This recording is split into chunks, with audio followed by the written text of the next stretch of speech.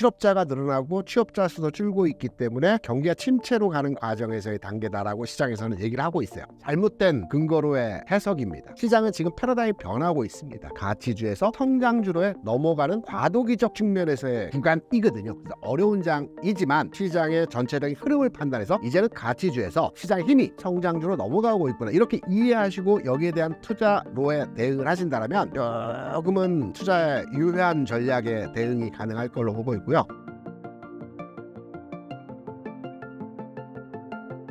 저는 KR 리서치 대표로 있고요. 시장에서 오래 있었습니다. 그래서 주식을 투자하시는 분들께 제가 경험한 바를 말씀드리고 또 투자하시는 데 있어서 좀 더 안전하고 현명한 투자를 하기 위한 길잡이 역할을 하고 있습니다. 현재 국내 주식시장 분위기는 어떤가요? 안 좋죠. 지수적 관점에서 안 좋다라기보다는 투자자들 사이에서 제가 이제 분위기를 최근에 한번 파악을 해봤는데요. 시장의 연속성이 없다라는 게 안 좋다는 겁니다. 그러니까 과거 같은 경우는 반도체가 가게 되면 반도체 관련주들이 시세 연속성을 보여주면서 움직임이 진행되거든요. 근데 최근 같은 경우는 하루 오르고 하루 빠지고 등락 과정에서 크게 시장을 밀고 나가는 주도 섹터가 없는 가운데에서 흐름들을 보여주고 있기 때문에 시장은 안 좋다라고 많이들 말씀을 하시는데요. 이렇게 한번 제가 설명을 한번 해드려 보겠습니다. 최근에 여러 가지 정치적, 경제적, 그 다음에 증시 주변의 여건들의 변화가 있었었죠.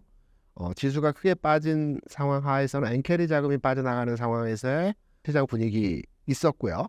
또 최근에는 잭슨홀 또는 미국 민주당 대선 전대 있었고, 또 미국 대통령 선거가 앞두고 있는 상황 하에서 여러 가지 이벤트들이 지금 복잡다변하게 산재해 있습니다. 결론부터 말씀드리면 과거 흐름을 통계적으로 판단해서 말씀을 드리는 겁니다.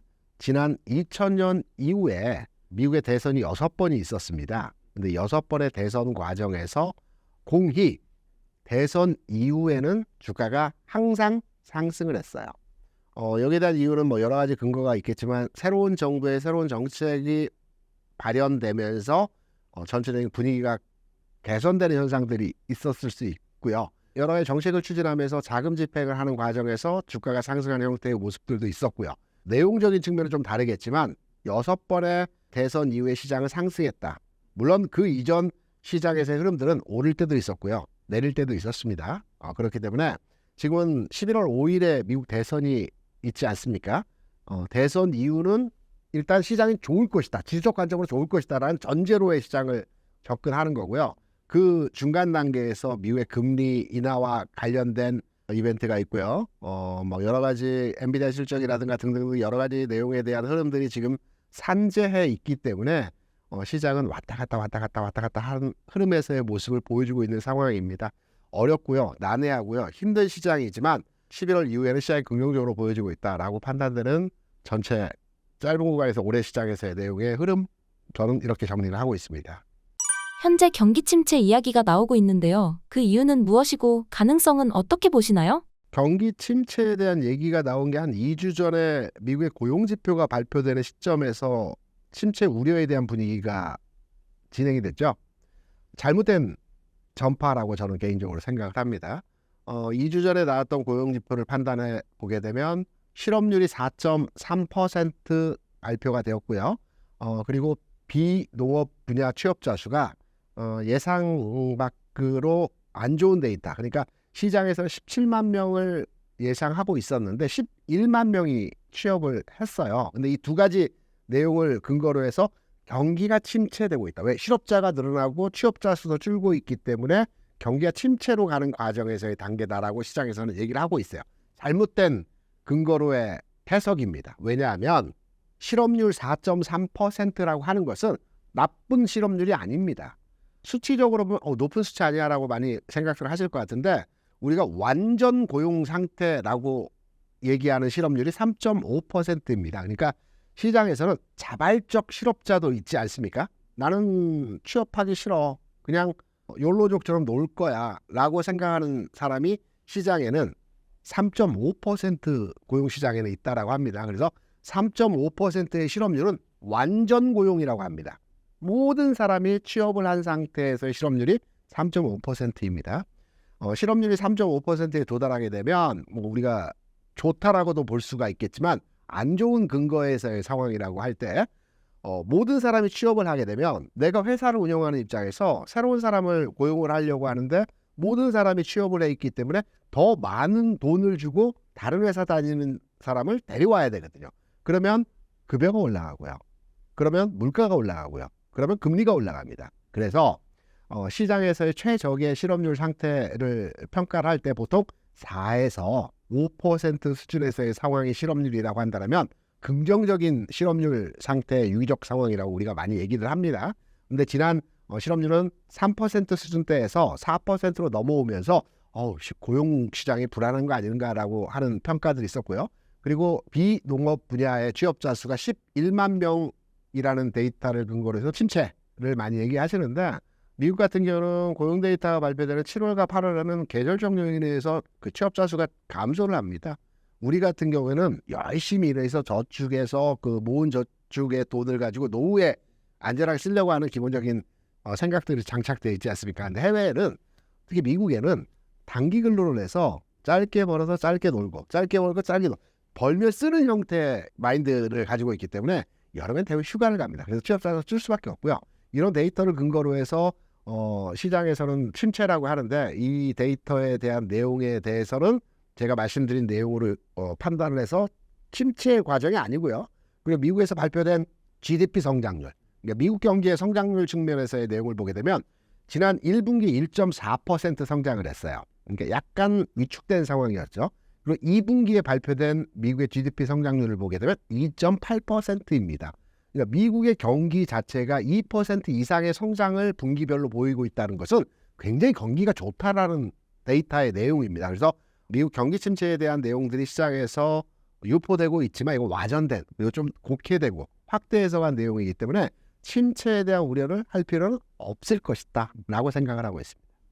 현재 시장 분위기가 두려움에 떨고 있는 상황인데 지켜보면 좋을 섹터나 종목이 있을까요? 시장은 어렵다라는 상황에서의 말씀을 제가 모두에 말씀을 드렸는데 어려운 시장의 모습이 나타난 이유는 여러 가지가 있을 수 있겠지만 가장 핵심적인 흐름에서의 시장이 어려운 이유는 시장의 패러다임이 변화하고 있기 때문에 시장이 어려운 거다. 기존에 강했던 기존의 시장에서 선택받고 어떤 시장에서의 분위기가 좋았던 섹터의 종목들이 어느 정도 수준에서의 조정을 받는 과정이 진행되고요.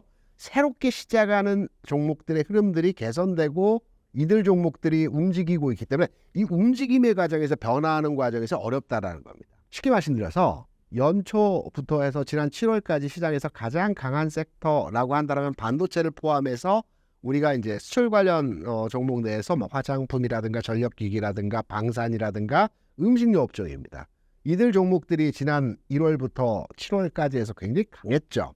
계속 올라갔습니다. 그리고 6월부터는 고점대에서 오르내림을 반복하다가 8월 들어 쭉 하락하기 시작했거든요. 가치주입니다. 그러니까 우리가 통상 가치주라고 명칭해서 이렇게 섹터를 구분하는 회사들은 기업이 계속해서 돈을 잘 벌고 있는 과정에서의 성장하는 회사들을 가치주라고 합니다. 계속 기업, 그러니까 돈을 계속해서 잘 벌고 있는 회사들 가치주라고 하는 거거든요. 잘 벌고, 그러니까 잘 번다는 게 급증하는 수준에서의 돈을 잘 버는 게 아니고 계속해서 매년 매출이 증가하는 추세를 보이고 있는 안정적인 회사의 형태를 가치주라고 합니다. 반면에 성장주라고 한다면 지금 현재는 회사가 적자를 보인다든가 아니면 실적치가 굉장히 미미하지만 미래 이 회사가 가지고 있는 어떤 그 사업 모델을 기반으로 해서 굉장히 폭발적인 그 가치를 형성할 수 있는 기업들이 성장주예요. 성장주 섹터에 포함된 섹터는 보통 그래서 우리가 바이오도 지금은 실적이 안 좋지만 우리가 추진하고 있는 신약만 허가되고 이게 시장이 판매되기 시작하면 대박이 날 거야. 이 바이오 시장에서 지금 적자일 수 있어요. 2차전지가 시장에서 각광받고 있다라고 하지만 아직 회사의 규모, 시총의 규모에 비해서는 그 크기가 크지 않아요. 버는 돈의 가치 측면에서. 하지만 미래 성장 가능성을 가지고 있는 섹터라고 볼 수가 있죠. 그리고 IT 플랫폼, 네이버, 카카오, 기타 이제 그 인터넷 기반으로 한 플랫폼 사업을 하는 기업들도 마찬가지입니다. 네이버, 카카오도 돈을 벌고 있다고 하지만 시가총액 26조, 27조 규모 대비해서 대략 한 1조 원 정도 영업이익을 발생시키는 규모는 굉장히 돈 버는 규모 측면에서 크지 않다라고 볼 수가 있거든요. 이런 네카오, 그다음 게임주, 그다음 로봇주, 미래 성장 가능성이 있는 종목들 성장주라고 보통 얘기를 합니다. 근데 시장의 패러다임이 기존의 가치주에서 성장주로 지금 넘어가는 과정이기 때문에 투자자들 사이에서는 혼란스럽죠. 왜 지금까지는 전력기기 종목들이 굉장히 좋았고 이들 종목으로 투자를 해서 일정 부분 수익을 얻었는데 이 종목들이 고점대에서 계속 오르내림의 반복적인 과정을 거치면서 수익은 안 나고 계속 흘러내리는 과정에서의 주가 상황에서의 모습을 보여주고 있어. 화장품도 마찬가지고요. 그리고 방산도 마찬가지고요. 음식료도 마찬가지고요. 이런 형태의 반면에 바닥에서 그간에 철저하게 소외받았던 종목들이 바닥에서 조금씩 움직이고 있는 형태에서의 모습들을 보여주고 있어요.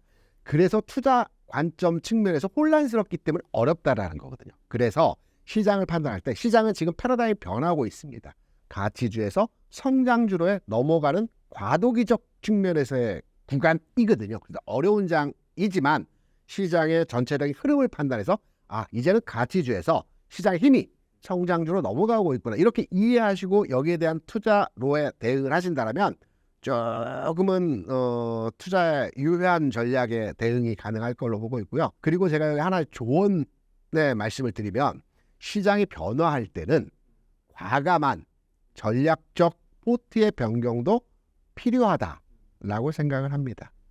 미국 금리 인하가 거의 확실시되는 가운데 한국은행이 금리 동결을 한 이유는 무엇인가요? 이게 지금 시장의 어려운 이유 중에 하나의 포인트이기도 하고 앞으로 시장이 변화하고 시장의 방향성을 확인할 수 있는 내용 중에도 이 내용을 가지고 해석을 할 수 있을 겁니다. 최근 시장에서 변화하고 있는 내용에서의 가장 중요한 포인트는 금리는 미국의 금리가 운용되는 상황이기 때문에 우리하고는 좀 거리감이 있죠. 우리와 체감적으로 지금 현재 움직임이 진행되고 있는 상황에는 환율입니다.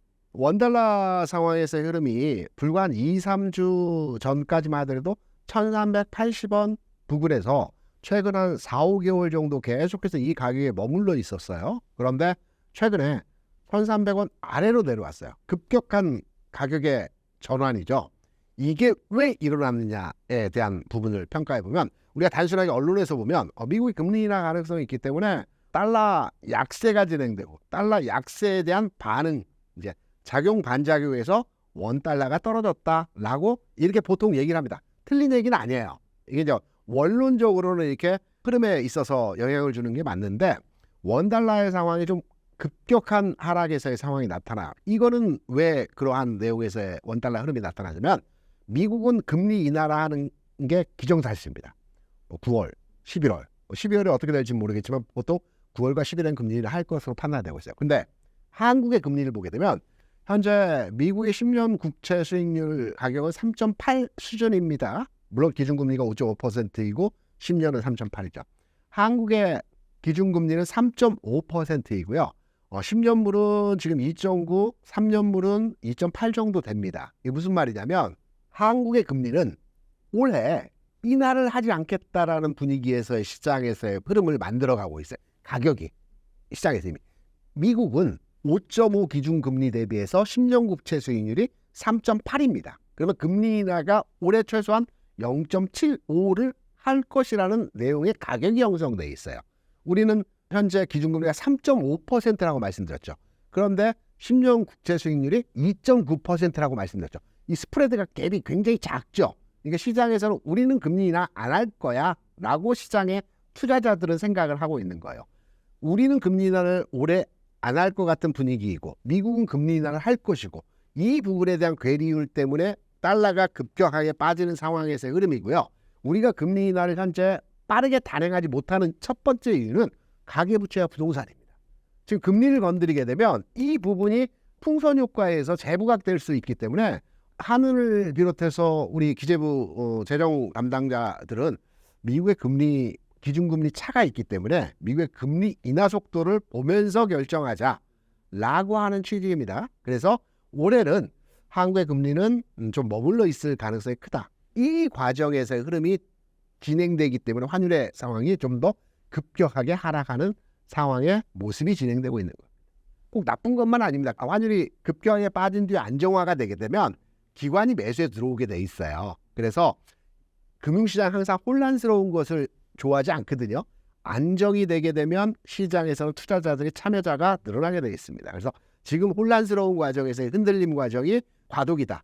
마찬가지로 패러다임이 변하는 과정에서의 과도기고, 환율 시장과 금융 시장의 변화가 나타나는 과정에서의 과도기고, 전체적으로 8월달, 9월장 흐름까지는 과도기적 성격에서의 흐름이 강하다. 그래서 지수는 상방으로의 흐름이 나타나기보다는 지금의 주가 수준에서 왔다 갔다 하는 과정. 당연히 지수가 상승으로 가지 못하고 왔다 갔다 한다면 종목 간 흐름에 있어서 딱 답이 나오겠죠. 지수 관련 대형주는 그때그때마다의 흐름에 따라서 오르내림의 반복적 과정, 그러면서 흘러내리고, 지수와 관여도가 좀 작은 종목들, 우리가 흔히 말하는 테마주, 이슈와 관련된 종목들, 재료가치 부각이 되는 종목들, 이들 종목들은 좀 더 빠르게 진행되는 흐름에서의 주가 상황들, 이렇게 시장의 9월장 또는 10월 초까지의 흐름들은 이러한 모습들에 대한 흐름으로의 전개가 예상이 된다, 판단이 되고, 가장 중요한 것은 제가 환율도 얘기했고요, 성장 가치에 대한 부분들도 말씀을 드렸고요, 금리에 대한 부분도 말씀드렸는데, 가장 내가 시장을 판단하면서 다음 흐름에서 어떠한 내용을 기준으로 해서 시장을 판단할까라고 해석을 할 때 거래대금입니다. 아주 그냥 눈에 보이는 현상으로의 그 시장이 정체된 흐름을 보일 것이라는 내용으로 해석하는 내용 중에 1번으로 우리가 픽할 수 있는 것은 거래대금이고요. 제가 앞서 여러 근거를 들어서 시장이 정체되고 과도기라는 말씀을 드렸던 이유는, 딱 하나의 상황을 가지고 시장을 해석하게 되면 다음에 지금과 똑같은 장이 왔을 때 해석점이 달라질 수가 있어요. 그래서 이러한 복합적인 요소들도 이해하시고, 그리고 핵심적으로 지금 장이 움직이지 못하는 상황에 대한 내용으로 거래대금이 크지 않다라는 점도 알아가셔야 되기 때문에 가장 중요한 건 거래대금이고요. 지금 보시면 최근래에서의 거래대금 수준입니다. 제가 붉은색 점선으로 보여드린 내용이죠. 거래대금은 시장에서 매물을 소화하는 과정이 필요한 필수적 수준입니다. 거래량보다 거래대금으로 판단하는 기준이 좀 더 해석점이 넓다고 볼 수가 있거든요. 지금 거래대금 10조 미만입니다. 이전의 거래대금 12조, 13조, 14조입니다. 그러면 지금 장이 위로의 방향성을 잡고 계속해서 올라가기 위한 흐름이 나타나기 위해서 이 거래대금 가지고는 절대 불가입니다. 거래대금 늘어나야 됩니다. 근데 거래대금이 어제까지 거래대금이 안 좋았다, 오늘부터 거래가 확 늘어난다, 이런 경우는 없습니다. 시장의 전반의 분위기가 바뀌어야 됩니다. 토대가 바뀌어야 되는 상황에서 진행이 돼야 되기 때문에 시간이 좀 필요하죠. 그래서 지금 장이 방향이 위로의 흐름으로 딱 바뀌기 위해서는 어떤 계기가 있어야 되는데, 이 계기가 미국의 대선이라는 거죠. 그래서 11월 초 5일 정확히 전후로 해서, 그러니까 10월 말부터 시장의 변화는 나타날 것이다. 그리고 그 이전 9월장 10월 중순까지는 지금과 아주 엇비슷한 시장의 형태가 좀 더 진행될 것이다. 이렇게 개념을 잡아가시면 될 것 같습니다. 앞으로 대선 전까지는 주식시장이 지지부진할 것 같은데 현금을 들고 있는 게 좋을까요? 핵심을 딱 찔러서 정답을 내려주셨는데, 8월장, 9월장, 10월장까지는 주식으로 풀로 가지고 가는 대응으로의 진행을 하는 것보다는 혼란스러운 장이지 않습니까? 지수가 크게 빠지지 않는다 하더라도 오르내림의 반복적 과정과 조금씩 저점이 낮아지는 형태에서 시장 모습이 진행될 수 있기 때문에, 개인적으로 판단해서는 현재 주식 포트 비중은 대략 한 50%, 현금은 50% 가져가면서 일부 현금 내에서 시장에서 변동 요인을 타서, 좀 단기 매매라고 많이 얘기하죠, 단기 트레이딩 지점의 흐름으로 대응하시는 게 필요한 구간이다라는 말씀이죠. 그리고 지수가, 시장이 완전하게 방향성을 잡았을 때 10월 말에서부터 현금 가진 부분을 이때 움직이는 섹터에 투자를 하는 형태로의 진행을 하셔야 되겠죠. 핵심입니다.